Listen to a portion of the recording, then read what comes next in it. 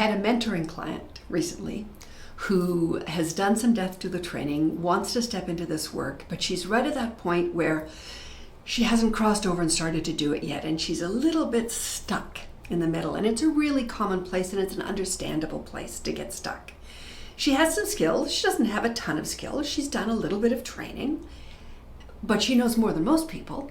But she doesn't know everything that she will know once she's been in practice a long time. And getting over that hurdle is a hard thing because, and these were her words, it feels like such a vulnerable place to be with people, vulnerable for the people. And she doesn't want to do anything wrong. She doesn't want to make things worse. She doesn't want to cause harm. And she knows she has something to offer. So in that kind of quagmire, I really suggested, because for me ritual is such a powerful tool, that she do a ritual. And what the ritual looks like can depend on who you are and how you work with ritual, but the intention of the ritual can give a structure. You can create a form based on that.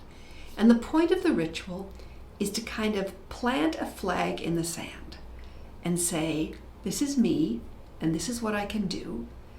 And maybe another image would be hanging out a psychic shingle, saying to the world, I have some skills. I have some skills and I want to serve. Please bring to me someone who would be served by the skills I have. Some deaths are quite straightforward. Families are cohesive. Medical stuff is all covered. If you've done some death doula training, you will have so much more resource and experience to bring to that than someone who hasn't.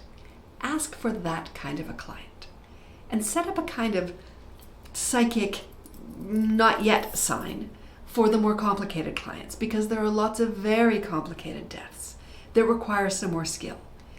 But she was really touched by this idea of claiming where she was and who she was and what she can do, and to make a dedication to offer that to the world.